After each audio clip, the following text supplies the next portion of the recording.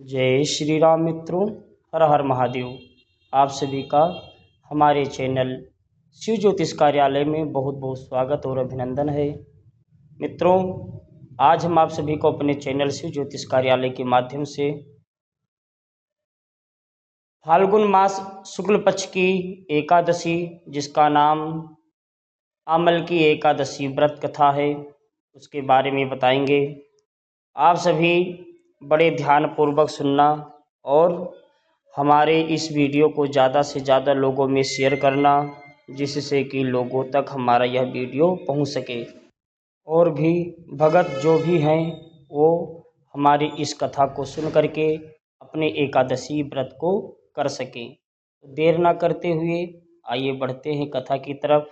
बड़े ध्यान से सुनना और कमेंट में ओम नमो भगवते वासुदेवाय जरूर लिखना। और आप सभी के ऊपर भगवान श्री नारायण जी की अपार कृपा बनी रहे। तो आइए बढ़ते हैं कथा की तरफ। माँ धानता बोले, हे ब्राह्मण, हे महाभाग, हे ब्रह्म योने, जो आपकी मेरे ऊपर कृपा हो तो ऐसा व्रत कहिए जिससे मेरा कल्याण हो।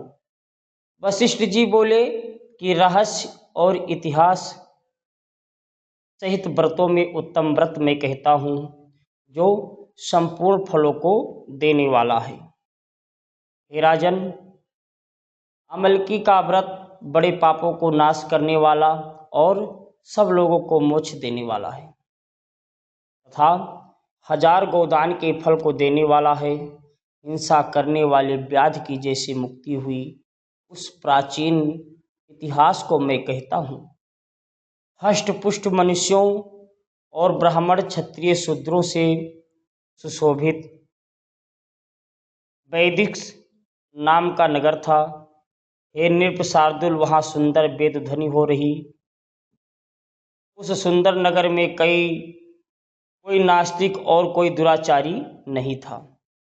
वहाँ चंद्रवंशी पाशबिंदुक राजा के वंश में पैदा हुआ धर्मात्मा सत्यवादी चित्ररथ नामक प्रसिद्ध राजा था। वह राजा 10,000 हाथियों के समान बलवान, धनी तथा शास्त्रों को जानने वाला था। उसके राज्य में निर्धन लोभी दिखाई न देता था। दोनों पक्ष की एकादशी को मनुष्य भोजन नहीं करते थे। सर्व धर्मों को छोड़कर भगवान की भक्ति में लगे रहते थे। हे राजसत्तम, इस प्रकार भगवान की भक्ति करते हुए मनुष्यों को सुखपूर्वक बहुत वर्ष बीत गए। कुछ समय बीतने पर फाल्गुन शुक्ल पक्ष की द्वादशी युक्त एकादशी प्राप्त हुई।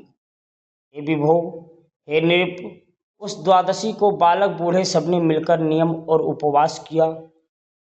राजा इस व्रत को विशेष फलदायक समझकर नदी में स्नान करके प्रजा के साथ मंदिर में गए।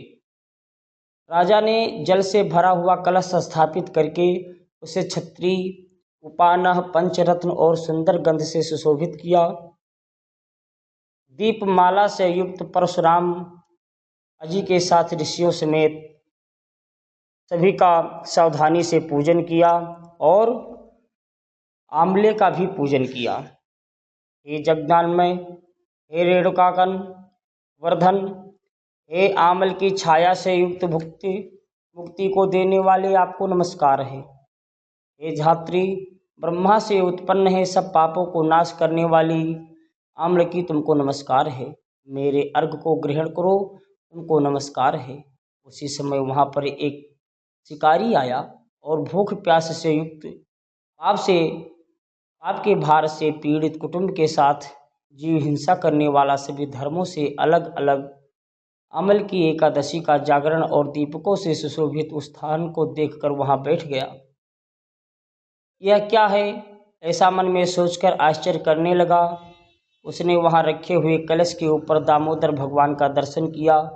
वहाँ आंवले के वृक्ष और दीपक जुड़े हुए देखे और पंडितों के मुख से भगवान की कथा सुनी। क्षुधित होने पर भी एकादशी का महात्म सुनाया। विषय युक्त होकर रात को जागरण किया। फिर प्रातःकाल सब मनुष्य नगर गए। उस शिकारी ने भी अपने घर आकर प्रसन्नता से भोजन किया। फिर वह बहुत काल के अनंत व्यास की मृत्यु हुई एकादशी के प्रभाव से, और रात के जागरण से उसे चतुरंगनी सेना समेत बड़ा राज्य मिला।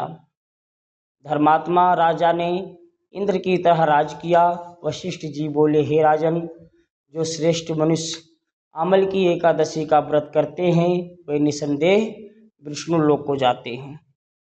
ओम नमो भगवते वासुदेवाय। मित्रों, ये आप सभी का आमल की एकादशी व्रत की कथा थी। अब आप सभी इसमें फलाहार के रूप में क्या लेना है। इस दिन आंवले के पेड़ के नीचे कलश स्थापित करके धूप दीप नैवेद्य पंचरत्न आदि से परशुराम भगवान की पूजा की जाती है। इस दिन आंवलों का सागार लेना चाहिए। आप सभी को हमारी इस वीडियो को ज़्यादा से ज़्यादा लोगों में शेयर करना, जिससे और भी भक्त अपने इस कथा को संपूर्ण कर सकें और आपको पुण्य प्राप्त हो।